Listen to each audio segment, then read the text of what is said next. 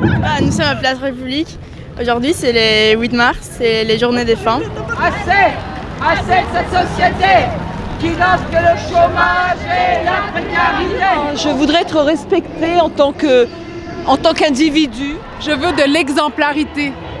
Les mots, c'est bien beau, mais on a des hommes qui abusent de leur position pour obtenir des faveurs sexuelles de la part de femmes qui sont des électrices et qui sont applaudies à l'Assemblée nationale. Alors moi, je suis désolée, mais l'année contre la violence faite aux femmes, ça commence par qu'on arrête de donner des mandats politiques à des violeurs. Que les femmes puissent exprimer librement leurs désirs, qu'elles ne soient pas seulement dans un rôle de consentir ou pas consentir, mais qu'elles puissent exprimer leurs désirs sans être perçues comme des putes ou je ne sais quoi. La femme, elle est égale à l'homme. Et donc, on demande le respect, l'égalité. On est dans une société sexiste, une société machiste.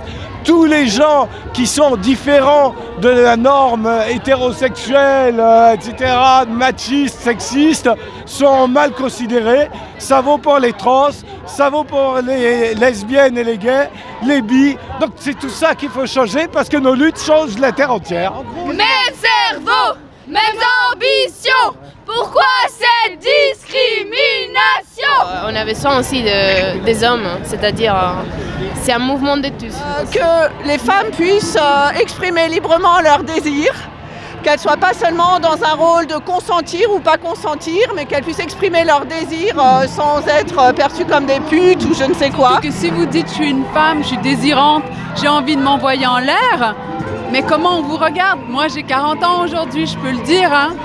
Mais quand j'avais 20 ans, quand j'avais 15 ans et que j'avais envie, comme tout le monde à 15 ans, fille, homme, quoi que ce soit, en fait, j'étais en danger. Nous, on veut être agissante aussi dans cette histoire-là. Moi, je veux draguer quelqu'un, je veux être draguée et tout va bien comme ça. Quand la femme dit non, c'est non. Et par exemple, dans la rue, on peut se faire mater, on peut se dire hey, mademoiselle, enfin, ça, j'appelle pas ça de la drague, j'appelle ça c'est de la lourdeur simplement et voilà. Il faut pas tout confondre. On parle pas de séduction, on parle d'un problème de violence.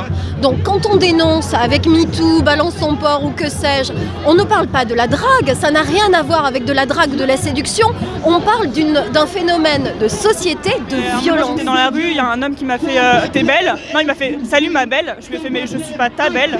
Je me suis retournée, il a fait mais il faut pas réagir comme ça. J'ai dit que t'étais jolie. Bah non, excuse-moi. Rien qu'à voir les garçons dans la rue des fois, quand ils sifflent les filles et tout ça, quoi, c'est honteux. Et si les gens ne comprennent pas ce qu'est la séduction et la drague d'un côté et la violence de l'autre, là c'est grave. J'aimerais que nos corps soient perçus comme des corps de personnes à part entière et ne pas nous catégoriser en tant que femmes, hommes, ceci, cela, mais être tous égaux et égales. Si vraiment les hommes ou les femmes qui disent non, halte, à MeToo, on va plus pouvoir ni se regarder ni se parler entre nous, c'est complètement faux. C'est de la mauvaise foi. Que la femme elle soit respectée autant que l'homme soit plus considérée comme un objet sexuel. Une jeune fille en fait qui se met en décolleté pour aller à l'école, elle est renvoyée chez elle pour changer de vêtements parce qu'elle excite le désir des garçons.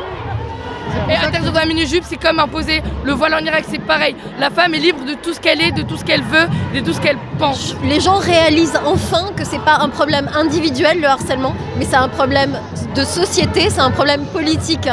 Donc à partir de ce moment-là, les choses vont sans doute bouger. Maintenant, après la libération de la parole, il faut passer à l'action. Unité étudiante travailleuse contre le patronat et le patriarcat. Unité étudiante travailleuse. Mais ce genre de mouvement, je crois, avec l'ampleur que ça a pris, ça va faire peut-être un peu basculer les mentalités, on espère, mais c'est pas gagné. On est toutes là aujourd'hui pour dire que les violences faites contre les femmes, les violences masculines, ça suffit. Alors je vous propose pendant 30 secondes de tous faire du bruit, 1 minute plutôt, 1 minute, de tous faire du bruit pour que le gouvernement Macron, qui nous fait beaucoup de promesses, nous entende. Je vous entends et on y va. Pour 1 minute de bruit, je vous écoute. Faites du bruit. Enfin du bruit s'il vous plaît. Pour toutes les femmes victimes de violences masculines. Aujourd'hui, c'est une mobilisation, il en faudra d'autres. Le combat continue, il ne faut rien lâcher.